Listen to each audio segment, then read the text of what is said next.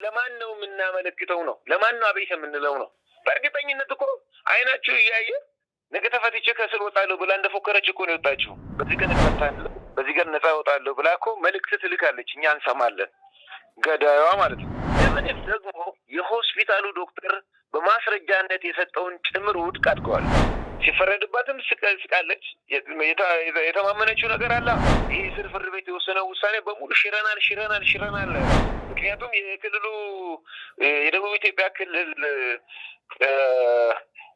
ፕሬዝዳንት፣ ጠቅላይ ፍርድ ቤት ፕሬዝዳንት የእናትየዋ የቅርብ ሰው ናቸው። ከሆስፒታል ተጽፎ የመጣውን ማስረጃ ውድቅ አድርገው ነው ገዳዮቹ በነፃ እንዲለቀቁ ያደረገውና አቃቤ ሕጎች መደለያ ገንዘብ ለመስጠት ጭምር እንዳናገሯቸው እነሱ ካንደበታቸው ይናገራሉ። አቃቤ ሕጎች ገንዘቡን ለመጠቀም ሲሉ አለልኝን ገደሉ። እንደገና ደግሞ ከገደሉ በኋላ ራሳቸውን ነፃ ለማውጣት ሲሉ ያለልኝን ገንዘብ ተጠቀሙ። የአቃቤ ሕግ ማስረጃዎችን ሁሉ ለራሳቸውና ለነዚህ አሁን ለተለቀቁ ሰዎች በሚያመች መልኩ ቆርጠው አውጥተው ከጥርጣሬ በታች ነው። እኛ ማናውቀው ፖሊስ ቀጠሮ ተከታትለው ማያውቅ ፖሊስ በሰውነትም በምንም የገዘፈ አምጥተው ነው ያቆሙብን። ከዛ ስንወጣ ስናለቅስ ምን ታለቅሳላችሁ ብሎ በሰደፍ መደብደብ ጀመረ፣ እኔን ጨምሮ። እናቴንም መሬት ላይ ያፈረጠ በሀዘን የጎረበጠች ያለቀሰች ከቤቷ ማትወጣ ያለልኝን እናት በመሬት እየረገጠ ኧረ ምን ታለቅሳለህ ምናምን እያለ በሰደፍ በሽጉጥ አፈሙስ ግንባሬ ላይ እስከ መምታት ድረስ ደርሶ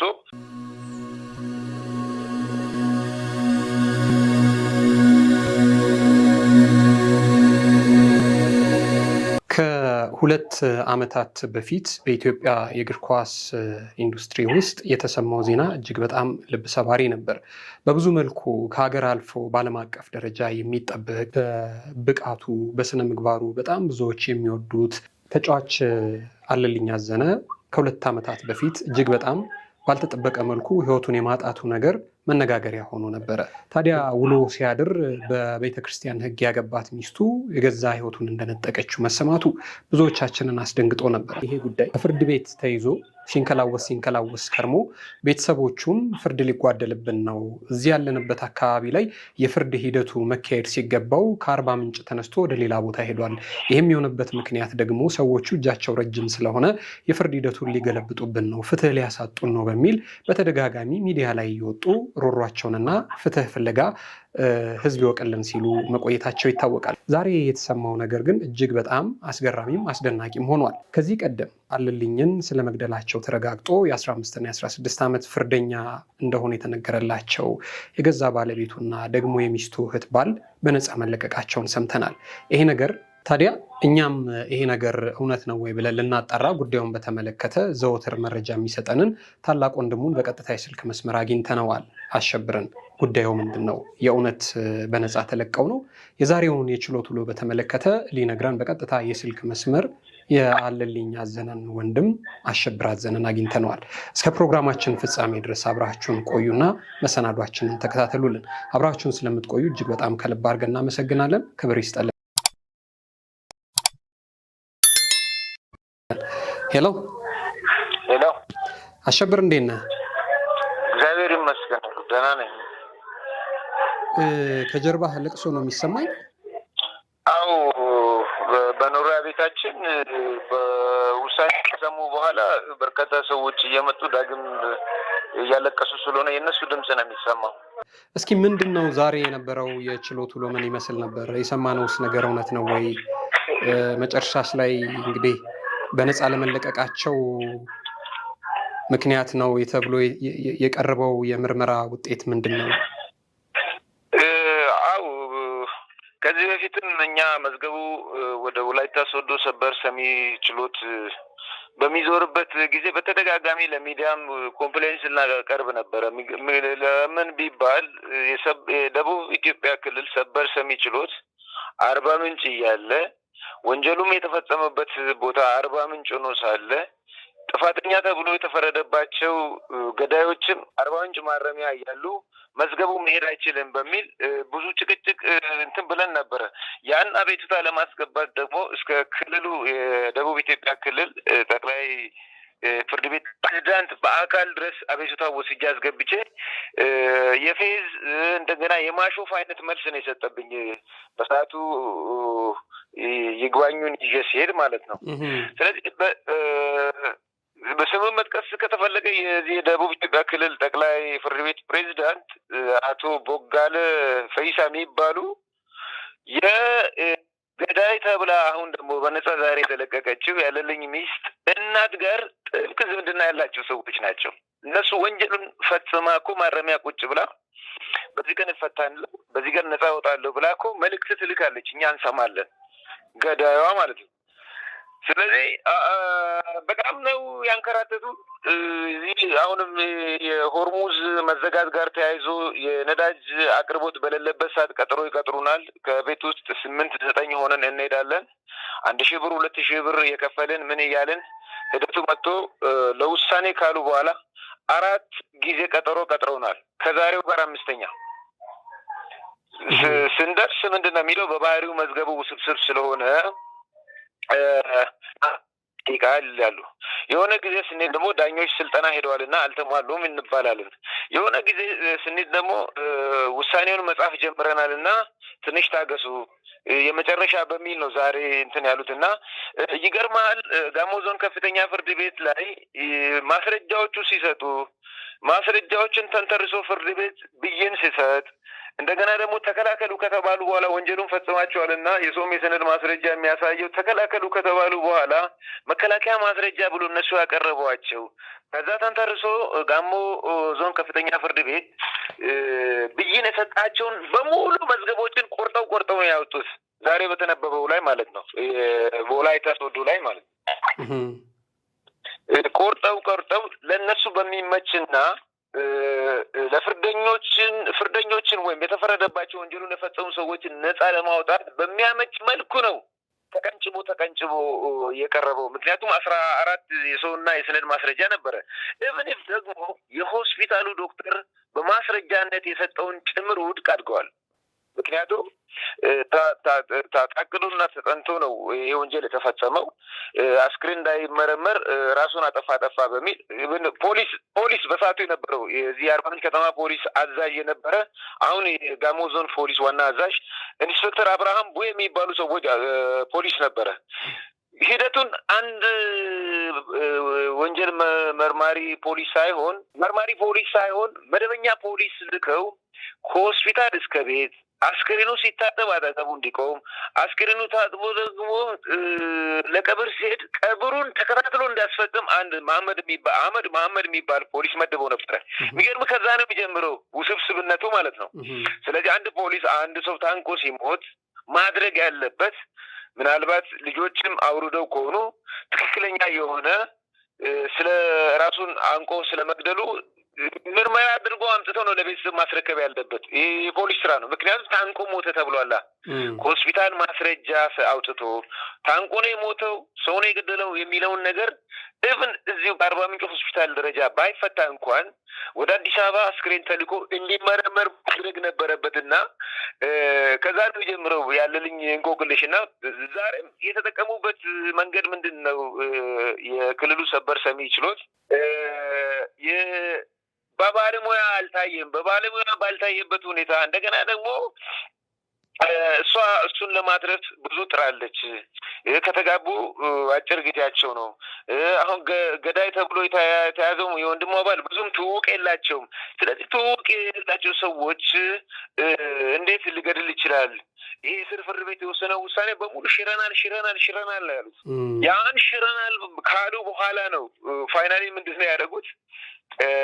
ከቤተሰብ ጋር ባለው ግጭት በተላላከው ሜሴጅ ምክንያት እንደገና ደግሞ ምንም እንግዲህ አስክሬን ያለልኝ ቅዱስ ጳውሎስ ሆስፒታል አልሄደም። ከጳውሎስ ሆስፒታል ገንዘብ ከፍለው ፎሬንሲክ ምርመራ ላይ ልምድ አለኝ የሚል ሰው አምጥተው ሙያዊ ማብራሪያ እንዲሰጥ አድርጎ ነበረ። መከላከያ ማስረጃ ሆኖ እሱ ራሱ መጥቶ ማለት ነው። እሱም በሰዓቱ ምንድን ነው የሚለው አሁን ተሰቀለ የተባለው ገመድ ሀፍ ሰርክል ነው አለ። የሆስፒታሉ ዶክተር ማስረጃ ሲሰጥ ሀፍ ሰርክል ይህ በተለምዶ የአዳም ፍሬ የሚባለውን ነገር አይሰብርም። እዚህ ወደ ጉሮሮ አካባቢ ከፍተኛ የሆነ ምት አለ፣ አጥንት ተቀርቅሯል፣ ወደ ውስጥ ገብቷል የሚል የሰጠውን ማስረጃ ብን ከሆስፒታል ተጽፎ የመጣውን ማስረጃ ውድቅ አድርገው ነው ገዳዮቹ በነፃ እንዲለቀቁ ያደረገውና እጅግ በጣም አሳፋሪ ፍርድ ነው። ምክንያቱም እኛም አውቀንበታል በዘመድ አዝማድ እንደሚሰራ አለልኝ እንደሚታወቀው 2016 ላይ ለባህር ዳር በሚፈርምበት 15 ወር በሚፈርምበት ሰዓት ወቅቱ የሀገሪቱ ከፍተኛ ተከፋይ ተብሎ ነው እንግዲህ በሚዲያ ሲዘገብ የነበረው። የሚገርም አንድም ገንዘቡን ለመጠቀም ሲሉ አለልኝን ገደሉ። እንደገና ደግሞ ከገደሉ በኋላ ራሳቸውን ነፃ ለማውጣት ሲሉ ያለልኝን ገንዘብ ተጠቀሙ። ስለዚህ አሁን የሆነው እኛ እውነተኛ ፍትህ እግዚአብሔር ይሰጠናል። እግዚአብሔር ይሰጣል። እውነተኛ ዳኛም እሱ ነው አይቶታል። ምክንያቱም ጸበል ሄዳለ ያለው ሰው ከምሽቱ 4 ሰዓት በኋላ 5 ሰዓት በኋላ ገለው አምጥቶ ቤት አስረክበዋል። ገና ደግሞ ከዛ ከጸበል መልስ ቀለል ያለ ስፖርት መስራት እፈልጋለሁ እግሬም ትንሽ ጥሩ ነው ምናምን ብሎ ካጠገቤ ከተለየኝ በኋላ ነው ይሄን ነገር ያደረጉትና ከመጀመሪያውም ጀምሮ በእቅድ እንደዚህ ብናደርግ ምንድን ነው የምናደርገው የሚል አሁን ምንድን ነው የሚሉት መሰለ እዚህ አሁን የጠቅላይ ፍርድ ቤት ዳኞች እዚህ ጋሞ ዞን ከፍተኛ ፍርድ ቤት የወሰነው ውሳኔ ከጎረቤቶቹ በተገኘ ማስረጃ እንደገና በተዘዋዋሪ ባደረጓቸው የቴክኒክና ታክቲክ ምርመራ ተነስተው ከጥርጣሬ በላይ በሚል ነው 16 ዓመት ጽኑንና 15 ዓመት ጽኑ እስራት አንደኛዋ አደይ ጌታቸው የምትባለው 16 ዓመት ጽኑ እስራት ሉቃስ የሚባለው 15 ዓመት ጽኑ እስራት የተፈረደባቸው። አሁን ምንድነው ያደረጉት? የአቃቤ ሕግ ማስረጃዎችን ሁሉ ለራሳቸውና ለነዚህ አሁን ለተለቀቁ ሰዎች በሚያመች መልኩ ቆርጠው አውጥተው ከጥርጣሬ በታች ነው አሉ። ስለዚህ ከጥርጣሬ በታች ነው ካሉ ምንድነው ያን 16 ዓመት አርባ ምንጭ ጋሞ ዞን ከፍተኛ ፍርድ ቤት የወሰነውን ውሳኔ ለመሻር ተፈልጎ ነው። ስለዚህ የስር ፍርድ ቤት ውሳኔ ተሽሯል። ታሳሪዎችም ከዛሬ ጀምሮ ተፈተው ወደ ቤታቸው እንዲሄዱ የሚል ኦሬንቲ ነው ቆርጠው የላኩላቸው እና እጅግ በጣም ያሳፍራል። እሱ ብቻም አይደለም። እኛ በውሳኔው ችሎቱ ካለቀ በኋላ ቅር ተሰኝተን ማልቀስ መጮ ጀምረናል ግቢ ውስጥ። እኛ በውሳኔው ነው ችሎት አልደፈርንም። ተነበው እስኪያልቅ ድረስ ታክስን ቁጭ ብለናል።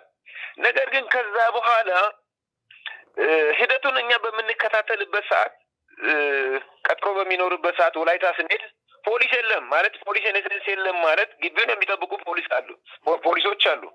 ጠርተው ያስገቡናል እንጂ ሊነበብ ሲል እኛ ማንጠቆ ፖሊስ ቀጠሮ ተከታትለው ማያቅ ፖሊስ በሰውነትም በምንም በሰውነትም የገዘፈ አምጥቶ ነው ያቆሙብን።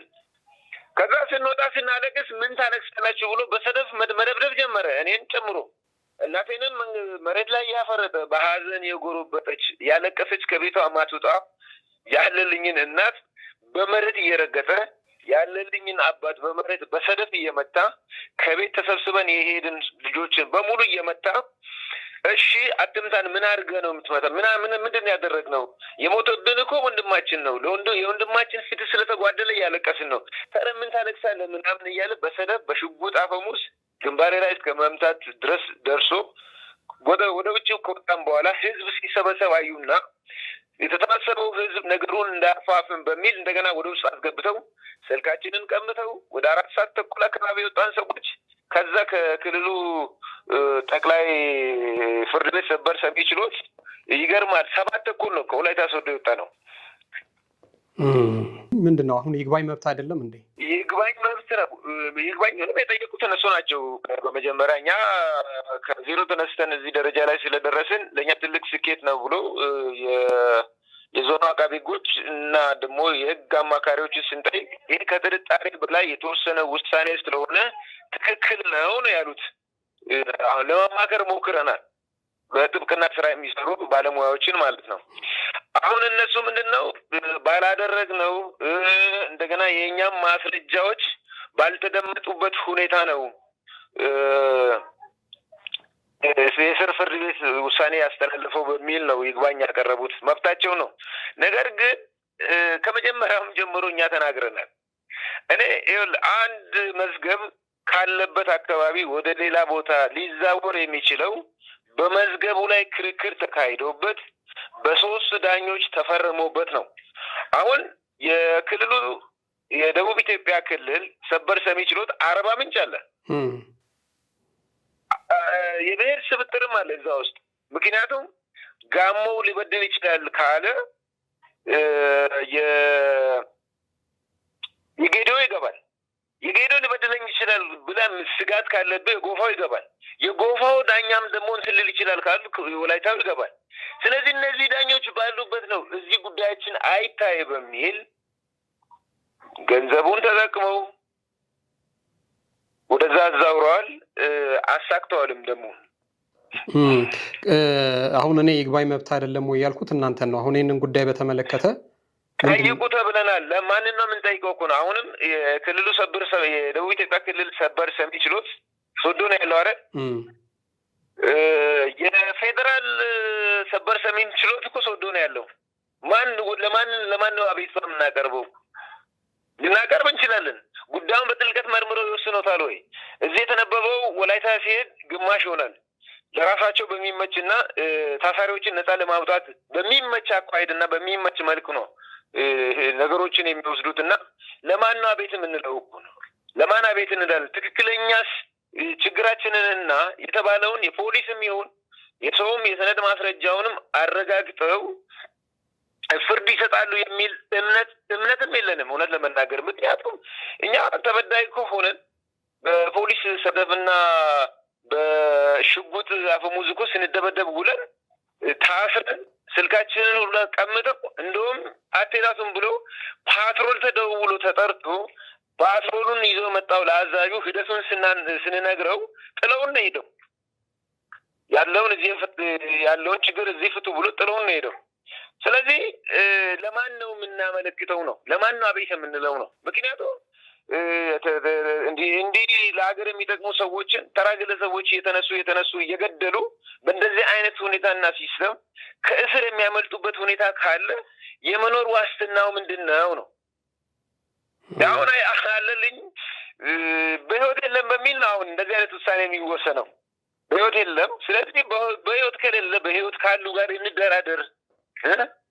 ይሄ መመቻቸት በገንዘብ በሚለው ሂደት ውስጥ ነው እንትን የሚያሉት። በእርግጠኝነት እኮ አይናችሁ እያየ ነገ ተፈትቼ ከእስር ወጣለሁ ብላ እንደፎከረች እኮ ነው የወጣችው። ሲፈረድባትም ስቃለች። የተማመነችው ነገር አለ። ምክንያቱም የክልሉ የደቡብ ኢትዮጵያ ክልል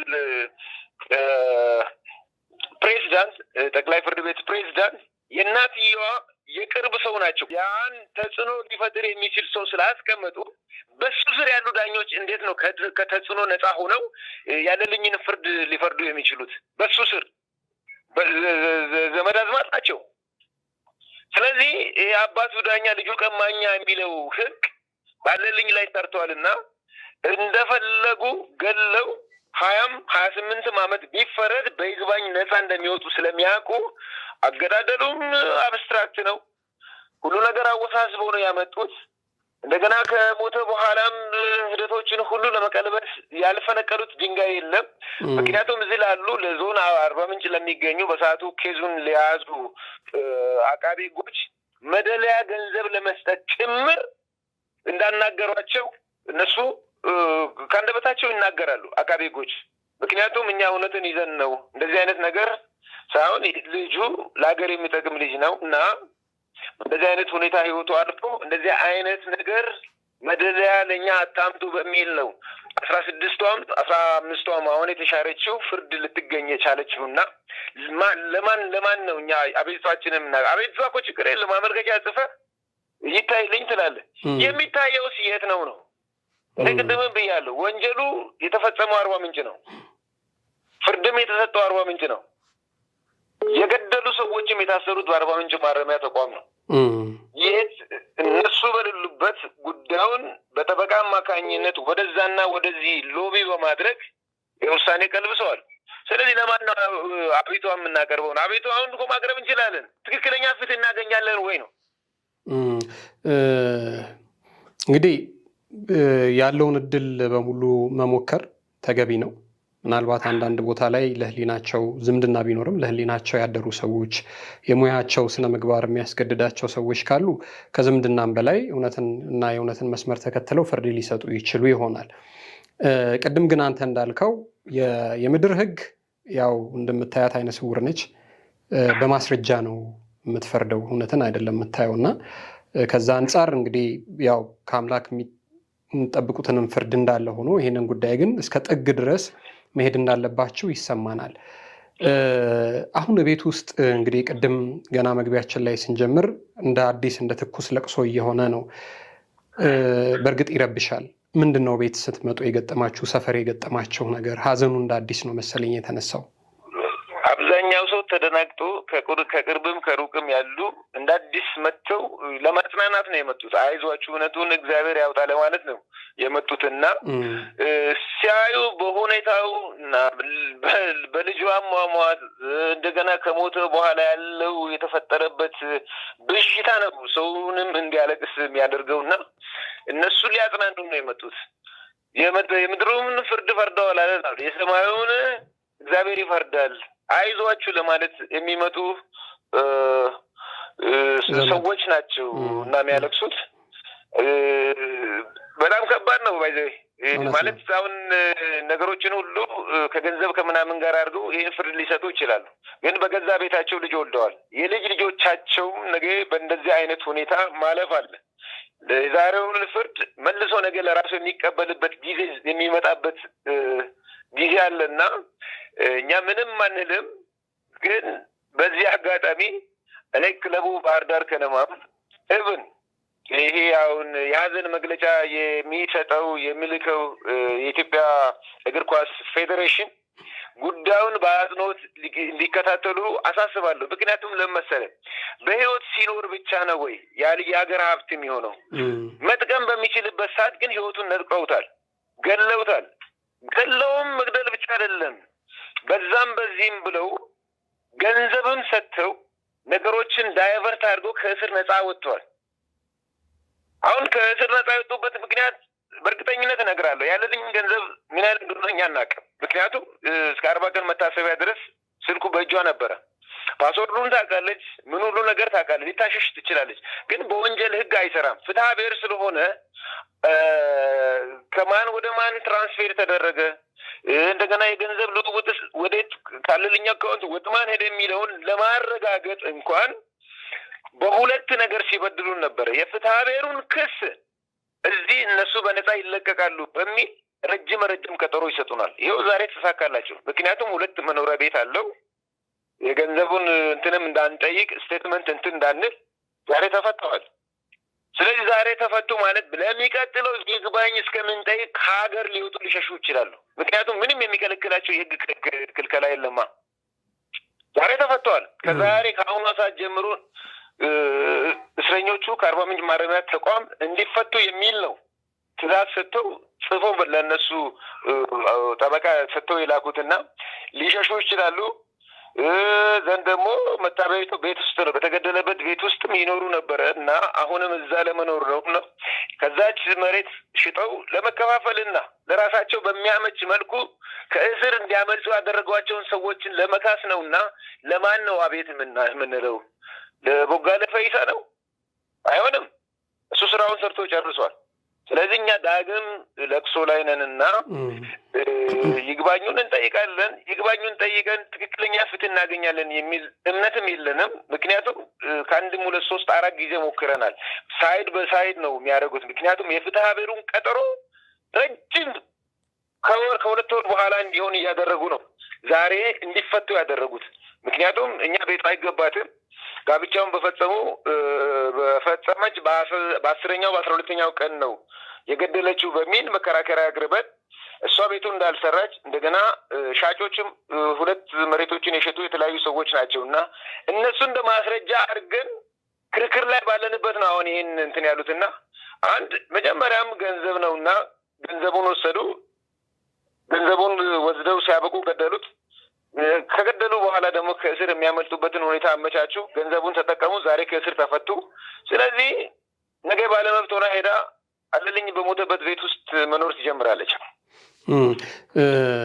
እንግዲህ ያው በጣም ምን ማለት እንዳለብን አናውቅም። አሳዛኝ ነው የሆነው ነገር። ግን ደግሞ ምናልባት እናንተም ከዚህ በፊት እንዳላችሁት አርባ ምንጭ ላይ መሆን የሚችለውን የፍርድ ሂደት አንስቶ ወደ ሌላ ቦታ መውሰዱ በራሱ ያለ አግባብ ነው የሄደው የሚል ቅሬታም ስለነበራችሁ እሱ በራሱም ሌላ ትልቅ ተጠያቂነት ሊያመጣ ይችላል።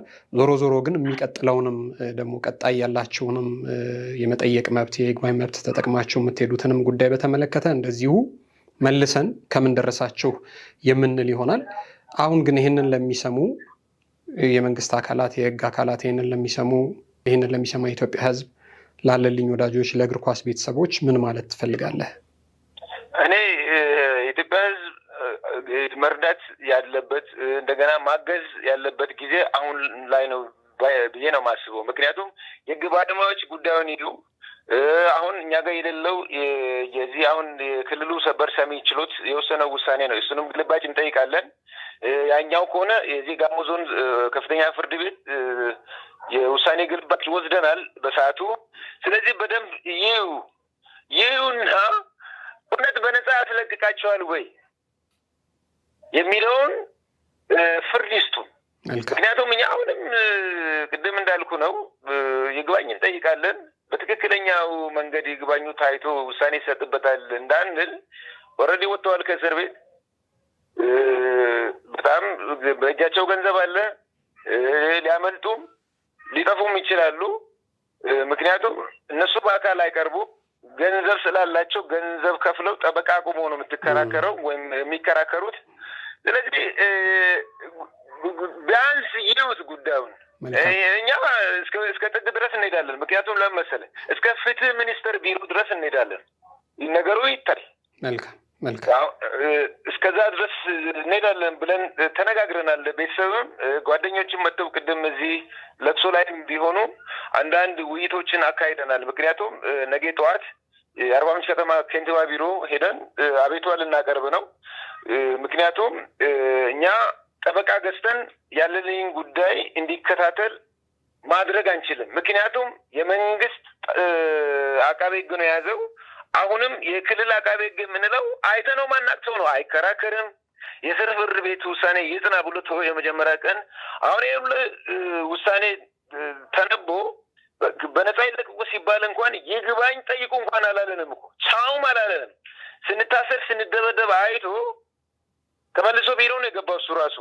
ስለዚህ ለእኛ ጠንካራ አቃቤ ሕግ እንዲሰጠን የአርባ ምንጭ ከተማ ከንቲባ ዶክተር መስፍን መንዛንም ለመጠየቅ ነገ ቤተሰብ ተሰብስበን እንሄዳለን ብለናል እና እጅግ በጣም ከባድ ነው እና ኢትዮጵያ ሕዝብ ከምን ጊዜውም በላይ ሊደግፉን ሊረዱን የህግ ሰዎችም ቢሆኑ ጉዳዩን እንዲያዩ ከፈለጉ የውሳኔውን ግልባጭ ሰጥተን ምን እንደሚሉ ማወቅ ስለምንፈልግ እንዲረዱን በዚህ አጋጣሚ ይማጸናል። መልካም አሸብር፣ እጅግ በጣም ከልብ አድርጌ ነው የማመሰግነው። ክብር ይስጥልኝ።